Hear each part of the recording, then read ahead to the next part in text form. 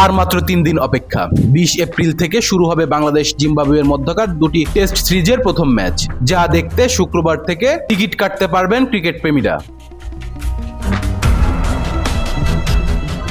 BCB Sylhet স্টেডিয়ামের grand স্ট্যান্ডের দাম নির্ধারণ করেছে সর্বোচ্চ 500 টাকা। এর অর্ধেক দামে মিলবে ক্লাব হাউসের টিকিট। 2 নম্বর গেটের পূর্ব দিকের গ্যালারির টিকিটের দাম 150 টাকা। শহীদ আবু সাইদ স্ট্যান্ডের টিকিটের দাম 100 টাকা। গ্রিন হিলি, শহীদ তুরাব স্ট্যান্ড ও 3 নম্বর গেটের পূর্ব দিকের গ্যালারির টিকিটের জন্য পরিশোধ করতে হবে 50 টাকা। বিসিবি এক বিজ্ঞপ্তিতে এ তথ্য জানিয়েছেন।